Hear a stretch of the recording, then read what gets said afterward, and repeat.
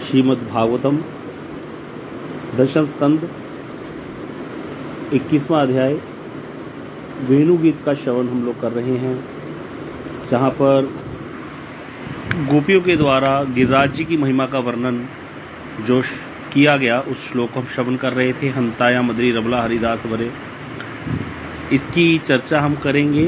इससे पहले आज जो शुभ तिथि उपस्थित हुई है, श्री वृंदावन दास ठाकुर जी का शुभ तिरुभाव तिथि है, तो वैष्णव की तिथि आने पर उनके संबंध में कथा जरूर श्रवण करनी चाहिए, नहीं तो अपराध होता है। इसीलिए आज श्री वृंदावन दास ठाकुर जी का तिरुभाव दिवस है। वृंदावन दास ठाकुर जी को चैतन्य भागवत के व्यास बोला गया। जैसे श्री वेद व्यास जी महाराज जी ने श्रीमद् भागवतम की रचना की, जिसमें कृष्ण लीलाओं का गान किया मुक्त कंठ से, कलयुग के जीवों को भवसागर से पार जाने के लिए इतनी सुंदर नौका प्रदान की। इसी प्रकार श्री वृंदावन दास ठाकुर जी चैतन्य महाप्रभु जी की कथा के व्यास हैं।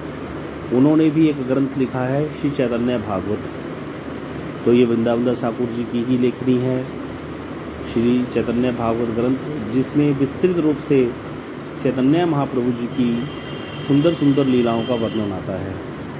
उन कथाओं को सुन के पढ़ करके कितना आनंद आता है, जिसने सुना है पढ़ा है वही जानता है। विशेष रूप से अगर हम कहें, आज थोड़ा सा चर्चा कर ही लेते हैं इसकी। वृंदावन दास ठाकुर जी जो हैं, ये कौन थे? इनका जो स्थान है नवदीप धाम में, ये पड़ता है मामगाची मोद्रुम द्वीप में। मोद्रुम द्वीप में ही वृंदावन दास ठाकुर जी का लालन पालन हुआ है अपनी माता नारायणी देवी के द्वारा। ये नारायणी देवी कौन है? वृंदावन दास ठाकुर जी की माता जी हैं, उनसे ही इनके अंदर भक्ति आई है। नारायणी देवी कौन थी? श्री वास पंडित जी महाप्रभु जी की लीला में हुए हैं। हम लोग गाते हैं ना, श्री कृष्ण चैतन्य प्रभु नित्यानंद श्री अद्वैत गदाधर श्री वासादि गौर भक्त वृंद। इसमें जो हम कहते हैं श्री कृष्ण चैतन्य है, इसमें चैतन्य महाप्रभु हो गए। नित्यानंद प्रभु, बलदेव प्रभु ही नित्यानंद प्रभु बन के आए।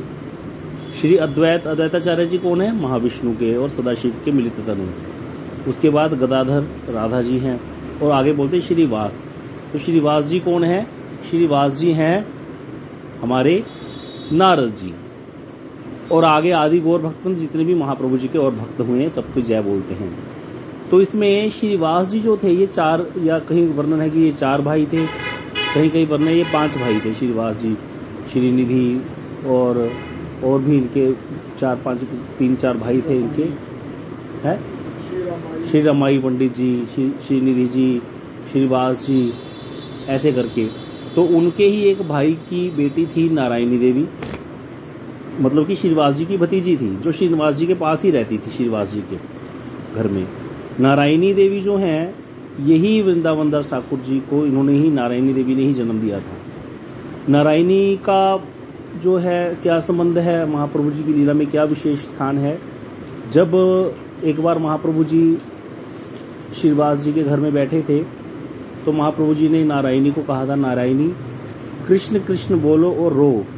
इतना सुनते ही नारायणी प्रेम में मूर्छित होकर के लोटपोट होने लगी और रोने लगी कृष्ण कृष्ण बोल करके।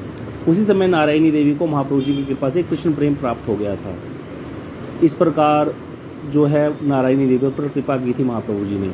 कथा कुछ इस प्रकार से है कि जब महाप्रभु जी ने कहा था कि तुम यवन से इतना डरते हो, श्रीवास जी को किसी ने बोल दिया कि यवन आएंगे, हमला करेंगे, तो श्रीवास जी भक्त तो भाई थोड़ा क्लेश से दूर ही रहते हैं। अब श्रीवास जी को लगा वो लोग आएंगे और यवन लोग आएंगे और बहुत प्रकार का नुकसान करेंगे, और भक्ति के हमारे जो प्रकरण है उनको भी तोड़ फोड़ करेंगे। लेकिन महाप्रभु जी उनके घर पहुंच गए और बोले, यवन जो आएगा वो तो तभी आ पाएगा जब मैं उसको प्रेरणा दूंगा हृदय में।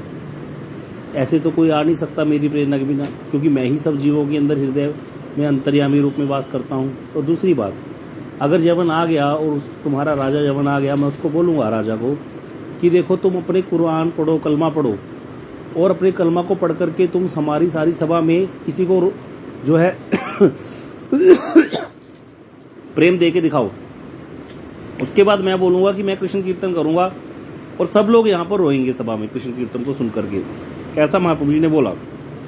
तो महाप्रभु जी ने कहा देखो तुम्हें अभी दिखाता हूँ चमत्कार कृष्ण कीर्तन का। फिर महाप्रभु जी ने नारायणी को स्पर्श करके बोला नारायणी जाओ कृष्ण कीर्तन करो रो। तो नारायणी जो है छोटी सी बच्ची थी उस समय श्री वाजीकृति जी, और कृष्ण कीर्तन करते हुए वो रोने लग गई, लोटपोट होने लग गई। उसी समय नारायणी को महाप्रभु जी की कृपा प्राप्त हो गई थी।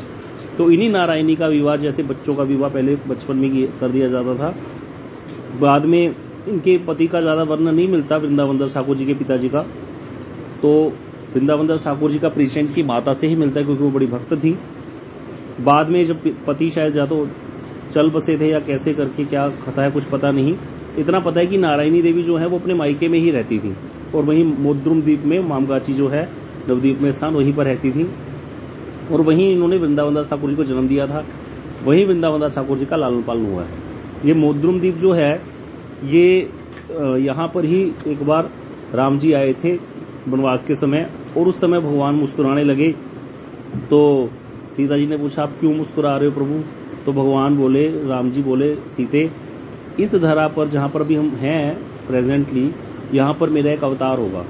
इस अवतार में तो तुम जाओगी वन में और मैं रहूंगा महल में, और इस तरह से हम दोनों को एक दूसरे का विरह होगा। लेकिन जब मेरा वो वाला अवतार होगा कलयुग में, जब मैं यहाँ पर नवद्वीप में अवतार लूंगा, तब तुम तो रहोगी घर में ही और मैं जाऊंगा वन में। इस प्रकार से भगवान ने बोला और ऐसा ही हुआ। चैतन्य महाप्रभु जी विष्णुप्रिया देवी को छोड़ करके घर में संन्यास लेकर के चले गए और स्वयं जंगलों में ही रहे महाप्रभु, एक तरह से वन में ही रहे, वनवास ही किया एक तरह से। और विष्णुप्रिया देवी जो है घर में रही। पहले सीता जी वन में रही और भगवान जो है आश्रम में रहे थे जब सीता जी का त्याग कर दिया था। इस प्रकार से ये कथा आती है। तो वहाँ मोद्रुम द्वीप है, मामगाची स्थान है नवद्वीप में। जब भक्त जाते हैं, सब परिक्रमा जाती है वहाँ पर, और वहीं पर जो है श्री वृंदावन दास ठाकुर जी का लालन पालन हुआ है। वहाँ पर एक मठ है हमारा, चैतन्य गौड़िया मठ की शाखा है चैतन्य मठ की। तो वहीं पर वृंदावन दास ठाकुर जी लालित पालित हुए और वहीं उन्होंने इस ग्रंथ की रचना भी की है, चैतन्य भागवत नामक ग्रंथ की। जब वृंदावन दास ठाकुर जी ने ये ग्रंथ लिखा था चैतन्य भागवत, इसका नाम चैतन्य भागवत नहीं था उस समय, ग्रंथ का नाम था चैतन्य मंगल। तो चैतन्य मंगल नामक ग्रंथ ही लिखा था वृंदावन दास ठाकुर जी ने। लेकिन उसी समय एक संत हुए श्री लोचन दास ठाकुर जी, उन्होंने भी अपने ग्रंथ का नाम रख दिया चैतन्य मंगल। तो इसीलिए लोगों को कंफ्यूजन होने लगा। तो इस कंफ्यूजन से बचते हुए श्री वृंदावन दास ठाकुर जी ने अपने ग्रंथ का नाम चेंज कर दिया, चैतन्य मंगल से रख दिया चैतन्य भागवत। तब से ये ग्रंथ चैतन्य भागवत के नाम से ही प्रसिद्ध है। इस प्रकार से वृंदावन दास ठाकुर जी की बड़ी महिमा है। वृंदावन दास ठाकुर जी स्वयं वर्णन करते हैं कि मैं जो ये ग्रंथ लिख पा रहा हूँ, ये किसकी कृपा से लिख पा रहा हूँ? श्री नित्यानंद प्रभु की कृपा से। वो नित्यानंद प्रभु को ही अपना गुरु बताते हैं कि नित्यानंद प्रभु की कृपा से मैं इस ग्रंथ की रचना कर रहा हूँ। और विशेष बात यह है कि चैतन्य भागवत ग्रंथ में तो वृंदावन दास ठाकुर जी ने कहा ही नित्यानंद प्रभु की कृपा। चैतन्य चरितामृत में भी श्री नित्यानंद प्रभु की कृपा से ही प्रकाशित हुआ चैतन्य चरितामृत ग्रंथ भी। वो ग्रंथ श्री कृष्णदास कविराज जी द्वारा रचित है। तो इसके पीछे कुछ कथाएं हैं, मैं आपको सुना ही देता हूँ। जैसे श्री वृंदावन दास ठाकुर जी जब लिखने लगे ना चैतन्य भागवत ग्रंथ, तो बड़े प्रेम में लिखा है, तो इसीलिए जब लिखने लगे तो बह जाते थे। अर्थात लिखते लिखते क्या होता था, इतना आवेश आ जाता था श्री वृंदावन दास ठाकुर जी को कि जब कहीं थोड़ा सा भी नित्यानंद प्रभु का नाम आता ना, तो उनको अपने गुरुदेव, अपने ईश नित्यानंद प्रभु के प्रति इतना वो हो जाता प्रेम कि वो बह करके सारी नित्यानंद प्रभु की कथाएं ही लिख देते। वहां पर ग्रंथ बड़ा होने लग गया। अब आपको भी पता है, सबसे पहले जब बच्चे क्लास में जाते हैं नहीं, तो सबसे पहले क्या देखते हैं? सिलेबस देखते हैं जब, कि कौन सा जो सब्जेक्ट है उसकी जो बुक है या गाइड है वो कितनी मोटी है, उसी हिसाब से फिर उसको पढ़ना पड़ता है। जो ग्रंथ, जो वाला सब्जेक्ट ज्यादा मोटी होती है ना ग्रंथ, तो उसको पढ़ने का मन नहीं करता होता, सबको पता है, और बड़ा डर लगता होता है उसको उठाने में भी। अब ग्रंथ विस्तार हो रहा था, ग्रंथ बढ़ता जा रहा था, इधर वृंदावन दास ठाकुर जी अपने भावों को सवर्ण नहीं कर पा रहे थे। इसीलिए महाप्रभु जी की लीलाएं तो लिखने बैठे थे, लेकिन नित्यानंद प्रभु की लीलाएं लिखते रहे बीच में। अब नित्यानंद प्रभु महाप्रभु दोनों ही भगवान, ये तो क्या करें। प्रेम में इतना सुंदर ग्रंथ है ना, पढ़ोगे, हम पढ़ेंगे इसको, बड़ा आनंद आएगा। तो श्री चैतन्य भागवत ग्रंथ बड़ा ही प्रेम से लिखा गया है। तो शुरू में महाप्रभु जी की लीलाएं वर्णन कर रहे हैं जन्म की, बीच में थोड़ा नित्यानंद प्रभु जी का नाम आया तो नित्यानंद प्रभु की ही कथा वर्णन करने लग जाते, दो चैप्टर पूरे उसी में निकल जाते हैं, कितने कितने पेज। ऐसे करते करते ग्रंथ का विस्तार बहुत हो गया और महाप्रभु जी की वो सिर्फ यहाँ से संन्यास तक ही लीला लिख पाए 24 साल की। महाप्रभु जी को जो लीला है ना वो 48 वर्ष की है। कृष्ण की लीला कितने साल की है पता है किसी को? तो बता सकता है? 125। हाँ जी, 125 साल की भगवान कृष्ण की लीला है। तो 125 साल की भगवान कृष्ण की लीला, चैतन्य महाप्रभु जी की लीला कितने साल की है? 48 साल की। 48 साल की लीला में चैतन्य महाप्रभु जी जो रहे धरा पर, इस चैतन्य महाप्रभु जी आज से 550 साल पहले, 48 साल में पहले 24 साल तो महाप्रभु जी का है गृहस्थाश्रम लीला, गृहस्थ में रहे। 24 साल के बाद महाप्रभु जी ने लिया था संन्यास। उसके बाद महाप्रभु जी संन्यास लेकर के जो है नीलाचल में रहे हैं, जगन्नाथपुरी में। जगन्नाथपुरी में रहने में 24 साल पूरे जगन्नाथपुरी नहीं रहे, 24 साल में 18 साल तो रहे हैं जगन्नाथपुरी, और बीच के बाकी 6 साल जो है वो गमनागमन किया महाप्रभु जी ने। जैसे साउथ इंडिया गए प्रचार करने भक्ति का, भक्तों को इकट्ठा करने गए, अपने जो भक्ति उधर थे, और बीच में 2 बार वृंदावन भी गए थे। 2 बार, एक बार वृंदावन जाना कैंसिल हो गया था, वापस आना पड़ गया था, एक बार फिर जाके आए थे। तो इस प्रकार 6 साल की गमनागमन है और 18 साल नवद्वीप में नीलाचल में रहे हैं। 18 साल में नीलाचल में भी 6 साल तो नीलाचल में रहे सामान्य रूप से, भक्त आते थे, दर्शन करते थे, सब होता था। जगन्नाथ यात्रा में बहुत आनंद आता था। 4 महीने नवद्वीप से जाकर के सारे भक्त जगन्नाथपुरी ही पहुंच जाते थे। जब हम सुनेंगे ना ये कथाएं तब आएगा आनंद, कितना प्रेम बरसा करके गए हैं प्रभु यहाँ आए थे जब। लेकिन बाद के लास्ट के 12 साल की जो लीला है महाप्रभु जी की, उसको गंभीरा लीला बोलते हैं जगन्नाथपुरी में, जो कि गंभीरा लीला के समय महाप्रभु जी ने अपने आप को बंद कर लिया था अंदर एक तरह से। उस समय महाप्रभु जी की ज्यादा लीलाएं नहीं है इस तरह से कि वो रथ यात्रा वाला जो वर्णन, तो वो गंभीरा लीला है जिसमें राधा जी के भावों का आस्वादन किया, जो उनका मुख्य कारण था आने का लीला भगवान का। राधा जी के भावों का आस्वादन ही करने आए थे प्रभु, तो उसका ही आस्वादन किया है। तो इसीलिए इन सारी लीलाओं का वर्णन करते करते करना था भाई, सभी लीलाओं का वर्णन करना था। वृंदावन दास ठाकुर जी व्यास है, जैसे वेदव्यास जी महाराज जी ने क्या आज्ञा दी थी, नारद जी ने वेदव्यास जी महाराज जी को, आपने अभी तक कृष्ण की लीलाओं का मुक्त कंठ से गान नहीं किया, इसीलिए आपके मन को चैन नहीं है। तो इसीलिए क्या किया, वेदव्यास जी महाराज जी ने भागवत की रचना की, और फिर मुक्त कंठ से कितने अध्याय हैं दशम स्कंद के? 90 अध्याय हैं, कितने हैं पता है किसी को? 90 अध्याय। 90 अध्यायों में भगवान की लीलाओं का वर्णन किया, जिसमें से 35-36 अध्याय तो ब्रज लीला के हैं, और बाकी सारे आगे फिर द्वारका मथुरा लीला का, फिर बाकी सारा वर्णन, पूरी कृष्ण लीला का वर्णन श्री वेदव्यास जी महाराज जी ने किया भागवत जी में। तो इसी प्रकार जब वृंदावन दास ठाकुर जी लिखने बैठे ना ग्रंथ चैतन्य महाप्रभु जी की लीलाओं का, लेकिन वो 24 साल की तक ही लीलाओं का वर्णन करे, और ग्रंथ हो गया इतना मोटा, 3 पार्ट्स में है ग्रंथ, इतना मोटा ग्रंथ हो गया। उसके साथ अर्थ के साथ अगर आपको भी पूरा चैतन्य भागवत दिखाऊं तो यहाँ से लेकर यहाँ तक है, इतना मोटा, मतलब मेरा हाथ नीचे है, कितना सोच सकते हो, 3 मोटे मोटे ग्रंथ हैं। अब जबकि वर्णन कहाँ तक कर पाए थे अभी? संन्यास तक ही। इसीलिए जब पहले 2 पार्ट उन्होंने आदि खंड और मध्य खंड वर्णन कर दिया, तो लास्ट में अंत्य खंड उन्होंने वो छोटा कर दिया। मतलब महाप्रभु जी की जो लास्ट की गंभीरा की लीलाएं हैं, 24 वर्ष की जगन्नाथपुरी की लीलाओं का वर्णन विस्तार से वृंदावन दास ठाकुर जी ने नहीं किया, क्योंकि ग्रंथ बहुत बढ़ गया था। भय से, ग्रंथ के बढ़ने के भय से ग्रंथ का विस्तार बहुत हो गया था, लोग पढ़ेंगे ही नहीं, ग्रंथ बड़ा होगा, तो इसीलिए उन्होंने बहुत संक्षेप में वर्णन कर दिया लास्ट में जाकर अंत्य लीला का। अब उसके बाद वृंदावन दास ठाकुर जी तो अप्रगट हो गए थे।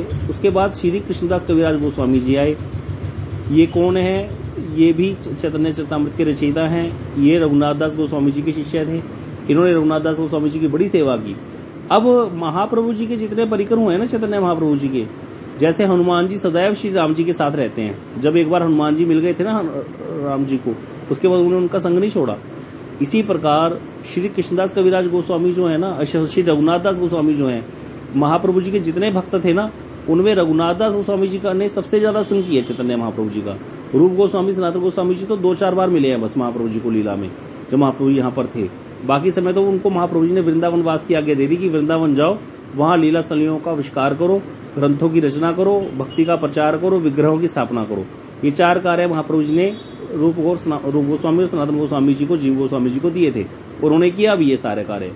लेकिन जो ये रघुनाथ दास गोस्वामी जी थे, ये नीलाचल में भी महाप्रभु जी के साथ रहे हैं। जब महाप्रभु जी ने गंभीरा में राधा जी के भावों का स्वादन किया, या पहले भी महाप्रभु जी जब रहे हैं जाकर के जगन्नाथपुरी, तो रघुनाथ दास गोस्वामी जी वहीं रहे थे। तो रघुनाथ दास गोस्वामी जी को सबसे ज्यादा पता था महाप्रभु जी की अंत्य लीलाओं का वर्णन सारा, जो कि एक संत हुए श्री मुरारी गुप्त जी महाप्रभु जी की लीला में। मुरारी गुप्त जो थे परिकर महाप्रभु जी के, ये हनुमान जी के अवतार हैं। तो महाप्रभु जी ने भी एक कर्चा लिखा था। कर्चा होता है जैसे एक ग्रंथ मान लो, तो उस ग्रंथ में महाप्रभु जी की लीलाओं का वर्णन कर देते थे। तो मुरारी गुप्त जी का कर्चा, और ऐसे ही श्री रघुनाथ दास स्वामी जी से जो सुना हुआ था, उन सब बातों के आधार पर श्री कृष्णदास कविराज गोस्वामी जी, जो कि रघुनाथ दास गोस्वामी जी की सेवा करते थे, उनको बहुत कुछ पता था कथाएं। तो बहुत संतों को पता था भी रघुनाथ दास, ये जो कृष्णदास कविराज गोस्वामी जो वृंदावन आ गए थे ना रहने, तो सब संतों ने उनको बहुत प्रार्थना करी कि हमें महाप्रभु जी की अंत्य लीला का भी श्रवण करना चाहते हैं विस्तार से, क्योंकि ग्रंथ में ही पता चलता है ना। अब आज चैतन्य महाप्रभु जी नहीं है हमारे सामने, अब अगर ये ग्रंथ ना होते तो हमें कैसे पता चलता महाप्रभु जी ने कैसे कैसे प्रेम वितरण किया, किस प्रकार से लीलाएं करी, कैसे घुटमन घुटमन चलते थे, किस प्रकार से जो है लोगों को सताते थे निमाई चंचल निमाई बन करके, किस प्रकार से जब गंभीर निमाई बन करके आए हैं गया जी जाकर क्या क्या लीलाएं हुई, नवदीप में कैसे कीर्तन होता था, ये सारी लीलाएं ग्रंथ में वर्णन है, तभी तो हम पढ़ पाते हैं, आस्वादन कर पाते हैं। हमारे मन में एक छवि आती है, फिर उन स्थानों के दर्शन करते हैं तो हमारा मन रम जाता है इन कथाओं में। अगर ग्रंथ ही ना हो तो हमें कैसे पता चलेगा भाई? अगर आप कहोगे कोई व्यक्ति जो वहां पर उस समय था उनसे पता चला, फिर गुरु परंपरा से, तो ऐसे तो लुप्त हो जाएगा। क्योंकि समय के बीच बीच में, बहुत बीच बीच में काला समय भी आता है जब कोई भी व्यक्ति नहीं होता यहाँ पर। महाप्रभु जी के जाने के बाद 100 साल तक सारा कुछ लुप्त हो गया था, कोई भक्त नहीं था यहाँ पर। मतलब 550 साल पहले महाप्रभु आए, उसके बाद महाप्रभु जी के जाने के बाद मतलब लगभग 500 साल पहले, और उसके बाद 400 साल के बीच में 100 साल तक काला युग था, कुछ भी नहीं था। भक्त आगे चले गए, हिंदुओं की रक्षा हो गई, सनातन की रक्षा हो गई, बीच में कोई भक्त नहीं आए, फिर किसी को कुछ पता ही नहीं था। तो दोबारा फिर भक्त आने शुरू हुए, तब जाकर के प्रचार हुआ। तो इसीलिए कृष्णदास कविराज गोस्वामी जी को सबने बहुत आग्रह किया कि आप महाप्रभु जी की लीलाओं का वर्णन करो। तो इसीलिए कृष्णदास कविराज गोस्वामी जी ने एक ग्रंथ लिखा है जिसका नाम है चैतन्य चरितामृत। तो कितने ग्रंथ हो गए? 2, चैतन्य भागवत और चैतन्य चरितामृत। इन दोनों ग्रंथों को मिलाकर के चैतन्य महाप्रभु जी की लीलाएं पूर्ण होती हैं। अगर किसी ने चैतन्य महाप्रभु जी की 48 साल की पूरी लीला श्रवण करनी है, जन्म से लेकर के जब तक महाप्रभु जी गंभीरा में आस्वादन किया जैसे जैसे भावों का राधा जी के, तो उसके लिए उनको दोनों ग्रंथ पढ़ने पड़ेंगे। तो प्रभु जी ने हमको लगभग 6 या 7 साल में ये 2 ग्रंथ एक एक लाइन पढ़ाई है, एक एक लाइन दोनों ग्रंथों की। शुरू किया था चैतन्य चरितामृत से, बीच में जैसे ही महाप्रभु जी का जन्म आ गया उस समय चैतन्य भागवत में शिफ्ट कर गए हम। चैतन्य भागवत से फिर सारी महाप्रभु जी की बाल लीलाएं, चंचल निमाई की कथाएं, सारी नवद्वीप में कैसे विहार करते थे, नदिया बिहारी की कथाएं। उसके बाद जब महाप्रभु जी जो है गंभीर निमाई बनकर के आ गए, अपने पिताजी का श्राद्ध करने गए थे गया जी, वहां से आए तो वो नवद्वीप में जो संकीर्तन विलास होता था महाप्रभु जी का, संकीर्तन रास, वो सारा वर्णन, वो सारा वहीं से चैतन्य भागवत से श्रवण किया। पहले आधे खंड और मध्य खंड को श्रवण करके दोबारा फिर शिफ्ट कर गए इधर चैतन्य चरितामृत में। इस प्रकार से ये पूरा ग्रंथ हमने प्रभु जी से श्रवण किया 6-7 साल में। अब कृष्णदास कविराज गोस्वामी जो संत है ना, इन्होंने इस प्रकार से चैतन्य चरितामृत ग्रंथ का रचना की है कि प्रभुपाद जी कहते थे अगर वो धरती पर सारे ग्रंथ खत्म हो जाएं, लुप्त हो जाएं, श्रीमद् भगवत गीता लुप्त हो जाए, श्रीमद् भागवतम जी लुप्त हो जाएं, कहते एकमात्र चैतन्य चरितामृत ग्रंथ बच जाए। एक ऐसा ग्रंथ है कि सब कुछ बच गया, कृष्ण लीला भी बच गई, रामलीला भी बच गई, सब कुछ बच गया। अगर ये ग्रंथ है तो गीता भी बच गई, गीता का ज्ञान, भागवत जी का ज्ञान, सारा कुछ चैतन्य चरितामृत ग्रंथ में है। इसीलिए जो लोग पहले गीता सुनते हैं, बाद में श्रीमद् भागवतम सुनते हैं और उसके बाद में चैतन्य चरितामृत और चैतन्य भागवत सुनते हैं, उनको पूर्ण पता चल जाता है, उनको कुछ भी शेष नहीं रहता जानना। इतना ज्यादा अच्छा है ये कर्म से अगर कोई व्यक्ति पढ़े, अच्छे से ग्रंथों को सुने। हम लोग अभी गीता अध्ययन कर रहे हैं, गीता के भी अच्छे से समझ के श्लोक, उसके बाद फिर भागवत में प्रवेश करे कोई व्यक्ति, भागवत जी को अच्छे से समझ करके फिर जाए चैतन्य भागवत में, चैतन्य चरितामृत में, तब उसको सारी कथाएं जो है पूरा यथार्थ समझ में आ जाती है और सारा तत्व ज्ञान हो जाता है। लेकिन इतने पर भी अगर कोई गीता ना पढ़े, भागवत ना पढ़े, सिर्फ चैतन्य चरितामृत पढ़े, तो भी उसको सारा यथार्थ ज्ञान हो जाएगा जो गीता और भागवत में ज्ञान है। इतना चैतन्य चरितामृत ग्रंथ महान है। एक ही ग्रंथ में गागर में सागर भर दी श्री कृष्णदास कविराज गोस्वामी जी ने, और बार बार श्री वृंदावन दास ठाकुर जी का नाम वर्णन करके उनको प्रार्थना करते हैं कि कहते हैं चैतन्य महाप्रभु जी की लीला के व्यास तो श्री वृंदावन दास ठाकुर है, कृष्णदास कविराज गोस्वामी स्वयं अपना दैन्य प्रकट करते हुए। मैं तो सिर्फ थोड़ा बहुत लिख रहा हूं, जैसा कि वैष्णव की आज्ञा का पालन कर रहा हूं। और सबसे बड़ी बात यह थी कि कृष्णदास कविराज गोस्वामी जी को भी आज्ञा जो कृपा करी वो नित्यानंद प्रभु ने ही करी थी। नित्यानंद प्रभु ने ही कृष्णदास कविराज जी को स्वप्न में दर्शन दिए अपने परिकरों सहित, अपने सखाओं सहित, और उनको आज्ञा दी थी कि तुम इस ग्रंथ की रचना करो, वृंदावन चले जाओ। वो पहले झामटपुर में रहते थे। ये नित्यानंद प्रभु का स्थान है एक चक्रानगरी नवद्वीप में, उसके पास ही पड़ता है झामटपुर। वहीं कृष्णदास कविराज गोस्वामी जी का घर है, वहीं रहते थे कृष्णदास कविराज गोस्वामी। वहां पर जो है रहते थे, तो रात के समय उनको जो है स्वप्न दिया नित्यानंद प्रभु ने और कहा कि आप जाओ वृंदावन, मदन मोहन जी के मंदिर में जाओ और वहां जाकर आप चैतन्य चरितामृत ग्रंथ की रचना शुरू करो।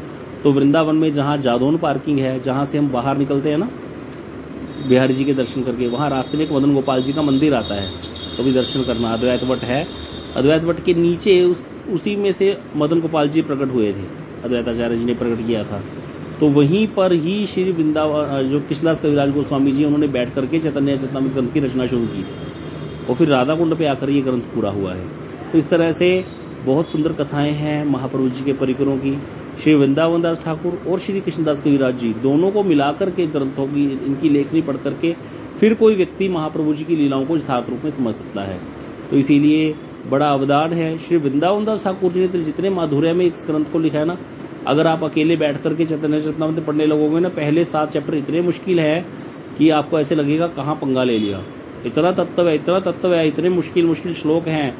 जब किसी ने गीता भागवत पढ़ी होगी तब तो समझ जाएगा, नहीं तो बड़ा उसको अजीब सा लगेगा, उसको लगेगा मजा नहीं आ रहा पढ़ के। लेकिन चैतन्य भागवत में ऐसा नहीं है, उसको आप पढ़ना शुरू करोगे तो आपको शुरू से ही ऐसे कोई दिक्कत नहीं है। दूसरे चैप्टर से शुरू करो और सिंपल बड़े साधारण तरीके से लीलाओं का वर्णन है। जैसे हम घर में सुनते थे ना, दादा दादी से कहानियां सुनते थे राजा रानी, वैसी सिंपल अच्छा लगता है बड़ा पढ़ करके। बिल्कुल मधुर मधुर कथाएं महाप्रभु जी की हैं, तो आप कोई भी उसको पढ़ सकते हैं। चैतन्य भागवत जो ग्रंथ है श्री वृंदावन दास ठाकुर जी का, बड़ा ही मधुर लीलाओं का वर्णन महाप्रभु जी की उन्होंने किया है। 3 पार्ट हैं ग्रंथ के, आदि खंड, मध्य खंड, अंत्य खंड। आदि खंड में महाप्रभु जी का नदिया विहार, नदिया में चंचल निमाई का वर्णन किया गया। उसके बाद जब महाप्रभु जी गया चले गए थे, गया अपने पिताजी का श्राद्ध करके आए हैं, तो गंभीर निमाई बन करके आ गए थे। तो वहां पर आकर के भक्त हो गए थे, भक्त होकर के साथ में रोते रहते थे, कृष्ण कीर्तन करते थे। तो श्रीवास जी के घर में कीर्तन होता था, महाप्रभु जी के घर में कीर्तन होता था। उन सब कीर्तनों का वर्णन वहां पर दूसरे पार्ट में किया गया। जैसे महाप्रभु जी के सारे परिकर, उनको श्री नित्यानंद प्रभु कैसे मिले, आके अद्वैताचार्य जी, तो सारा वो वर्णन मध्य खंड में है। मध्य खंड की लीला में वृंदावन दास ठाकुर जी ने किया है। लास्ट में अंत्य खंड में नीलाचल की लीला का वर्णन किया है, लेकिन वो बड़ा संक्षेप में है। उसके लिए ज्यादा बेटर है कि कोई व्यक्ति कृष्णदास कविराज गोस्वामी जी का ग्रंथ ही पढ़े, जिसमें विस्तार से उन सब लीलाओं का वर्णन किया गया। उसके 2 पार्ट हैं फिर कृष्णदास कविराज गोस्वामी जी के चैतन्य चरितामृत के, जो अंत्य खंड के भी 2 पार्ट में है। वो बहुत बड़ा ग्रंथ है जिसमें अंत्य लीला का वर्णन विस्तार से कृष्णदास कविराज गोस्वामी जी ने किया है। एक चीज ध्यान देने वाली ये थी कि जब कृष्णदास कविराज गोस्वामी ग्रंथ लिखने बैठे ना, तो उन्होंने शुरू की लीलाओं का वर्णन ज्यादा नहीं किया। उन्होंने पहले ही लिख दिया कि मैं उन लीलाओं को दोबारा रिपीट नहीं कर रहा जिनको वृंदावन दास ठाकुर जी वर्णन कर चुके हैं, मैं संक्षेप में ही लिखूंगा उन लीलाओं को। बाद में जाकर के फिर विस्तार से उन्होंने अंत्यखंड की लीला का वर्णन किया, क्योंकि उनको लीला का पता भी था, क्योंकि वो सारा रघुनाथ दास गोस्वामी जी का बहुत संग किया था, उन्होंने उनकी सेवा की थी और मुरारी गुप्त जी के कर्चे भी उनके पास थे। उन सब ग्रंथों के आधार पर उन्होंने चैतन्य चरितामृत में अंत्य खंड की लीला का वर्णन महाप्रभु जी की किया है। अंत्य खंड की लीला मतलब लास्ट के 24 वर्ष की लीला। तो इस प्रकार से पूरी चैतन्य महाप्रभु जी की लीला हमारे पास आ जाती है। अगर कोई पढ़ना चाहे तो इस प्रकार से पढ़ सकता है। तो आज श्री वृंदावन दास ठाकुर जी की तिरोभाव तिथि है, तो हम उनके चरणों में प्रार्थना करते हैं। जितना निकट वो हैं कृष्ण के, उतना हम नहीं हो सकते कभी भी। तो इसीलिए उनसे प्रार्थना करते हैं उनके चरणों में कि हमको भी कृष्ण भक्ति मिले, हम भी महाप्रभु जी के गुणों का भजन कर सकें, महाप्रभु जी की लीलाओं में हमारा भी प्रवेश हो जाए। कभी कृपा करें हम पर, हमारे भी अनर्थ नाश हो जाएं। कभी हम भी प्रॉपर वे से जैसे भजन करना चाहिए, जैसा भक्तों का स्वभाव होता है, वैसा वाला स्वभाव हमें भी आ जाए। तो ये ऐसी कृपा हम उनसे याचना करते हैं कृपा की। अब ये कीर्तन करते हैं, जे अनिल प्रेमधन करुणा प्रचुर। ये जो कीर्तन है इसका अर्थ पहले समझा देता हूँ। ये कीर्तन विरह में श्री नरोत्तम दास ठाकुर जी ने लिखा था। कब? जब सारे चले गए थे, चैतन्य महाप्रभु जी चले गए थे, रघुनाथ दास गोस्वामी चले गए थे, रूप गोस्वामी, सनातन गोस्वामी चले गए थे, तो उनकी याद कर करके रोते हुए श्री नरोत्तम दास ठाकुर जी ने ये कीर्तन लिखा था कि जो प्रेम रूपी धन को लेके आए थे, जो करुणा को भर के लाए थे हृदय में। देखो कोई सेठ हो, उसको उससे किसी व्यक्ति, सेठ हो माला माल पार्टी बढ़िया, लेकिन कोई व्यक्ति गरीब हो, उसको तब सेठ से कब कृपा मिल सकती है, कब वो सेठ उसको दे सकता है गरीब को। जरूरी तो नहीं है कि वो ऐसी दे देगा उसको।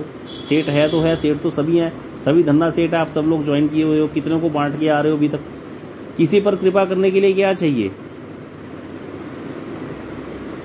तू बता सकता है? हाँ जी, नहीं।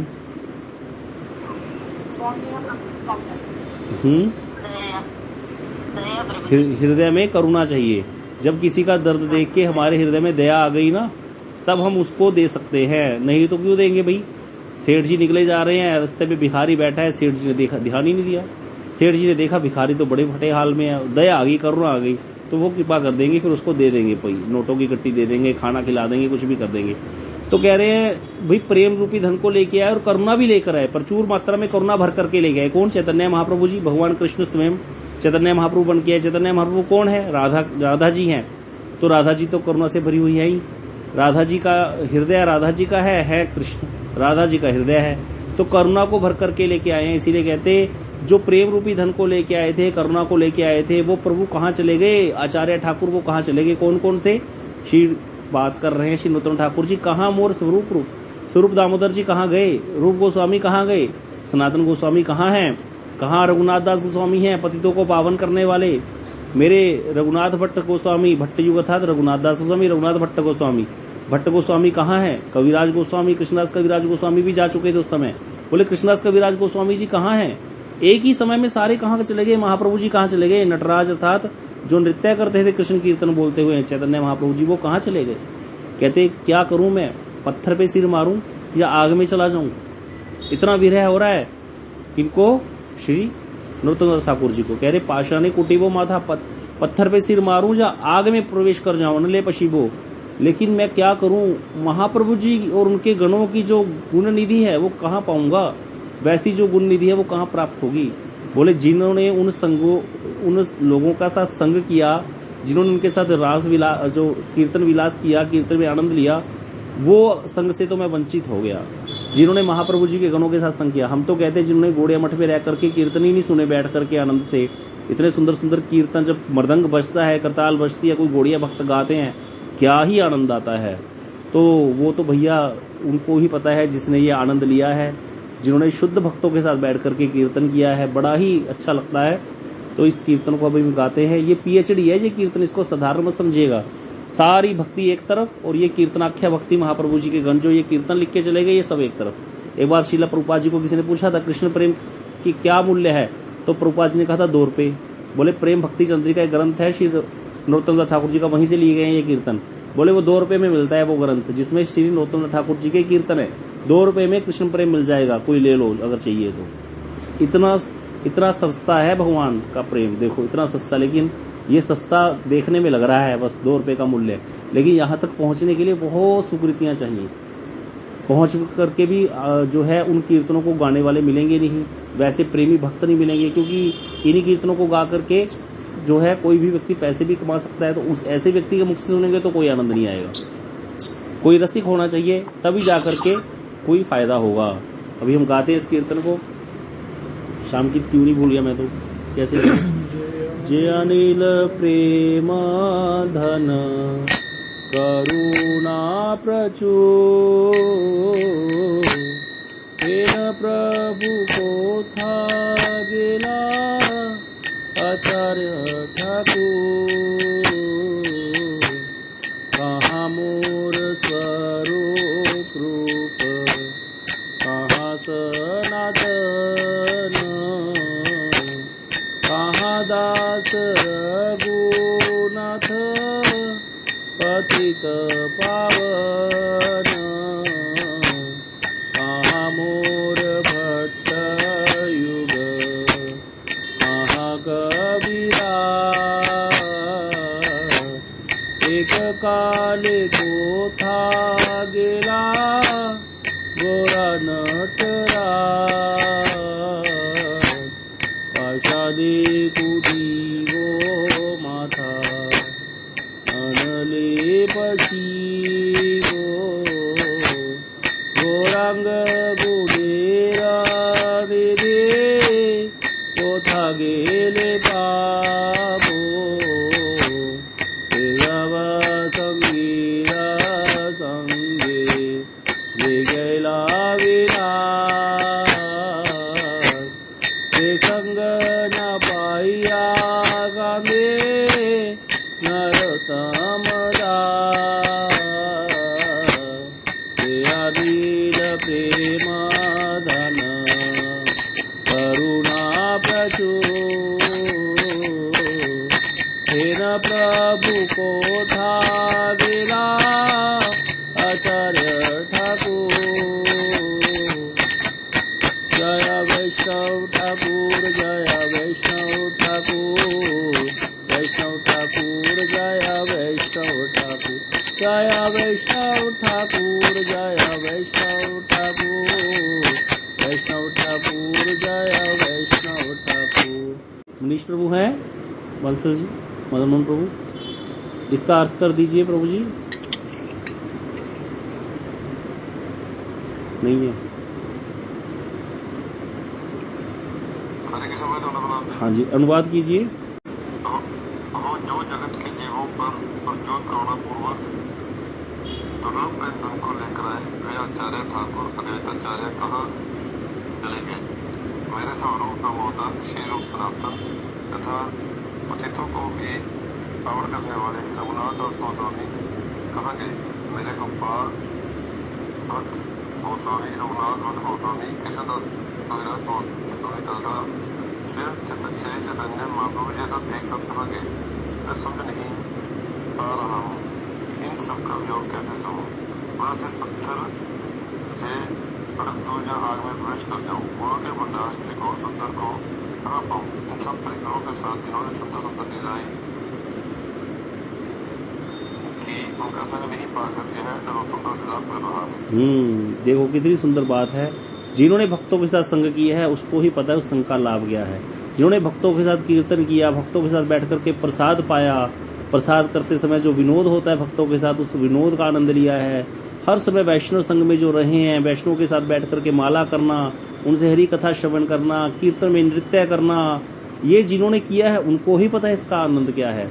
बाकी दूसरे व्यक्ति को जो संसार में रम रहा है, जो संसारिक विषयों के पीछे भाग रहा है कुत्तों की तरह, उसको क्या पता कि भक्तों का आनंद क्या होता है। उसको दूर से ये लगता है रोते रहते हैं। जब देखो यहाँ नरोत्तम ठाकुर विलाप कर रहे हैं, कोई बताओ इतना कुछ करके विलाप ही कर रहे हैं, भोग जोड़े सारा कुछ छोड़ा विलाप कर रहा है, और उसको पता नहीं इस विलाप में कितना आनंद है।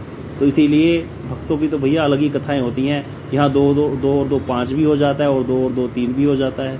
भक्ति मार्ग है ही ऐसा। इसीलिए जिन्होंने इन भक्तों के संग में रहकर, शुद्ध भक्तों के संग में रहकर हरि कथाएं सुनी है, कीर्तन किया है, आस्वादन किया, उनको ही पता है। इसीलिए नरोत्तम ठाकुर जी सबको याद करते हुए यहाँ पर विलाप कर रहे हैं। हम भी आज श्री वृंदावन दास ठाकुर जी को याद कर रहे हैं। उसी उनका जो विरह उत्सव है, ये एक तरह से तिरुभाव तिथि अर्थात विरह है, उनको याद करके रोना। उनको उत्सव क्यों बोल दिया? क्योंकि आत्मा को आनंद होता है इससे। भक्तों को याद कर रहे हैं, भक्तों की कथा सुन रहे हैं, इसीलिए ये भक्तमाल है। तो आज बड़ी सुंदर हमने श्री वृंदावन दास ठाकुर जी की महिमा को श्रवण किया। धीरे धीरे ऐसी चलता रहा तो हम कृपा होगी महाप्रभु जी की, इन आचार्यों की, तो हम इस ग्रंथ को भी पढ़ेंगे, इनके इसी तरह लाइव बैठ करके कभी ये ग्रंथ भी पढ़ेंगे। इनसे प्रार्थना करते हैं। आज के लिए इतना ही। गौर प्रेमानंद।